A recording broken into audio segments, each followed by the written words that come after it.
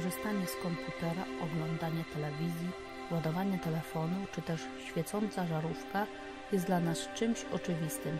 Czynności te wymagają od nas tylko wciśnięcia wtyczki do kontaktu lub włącznika. Czy zastanawiałeś się kiedyś, skąd się bierze energia? Od zarania dziejów człowiek miał świadomość o ogromnym potencjale tkwiącym w sile wiatru i wody.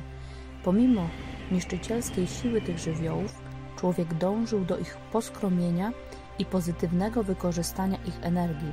Tak powstały elektrownie wiatrowe i wodne.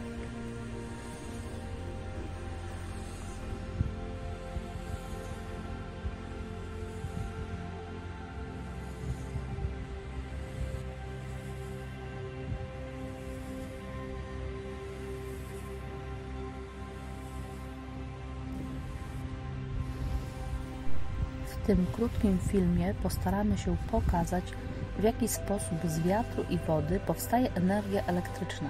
Nasz zestaw doświadczalny stanowić będzie wentylator do komputera oraz imitująca wiatr dmuchawa do liści. Po uruchomieniu dmuchawy łopatki wentylatora zostają wprawione w ruch, przez co energia kinetyczna zostaje zamieniona na energię mechaniczną. Ta natomiast przenoszona jest do generatora, który przekształca ją w energię elektryczną.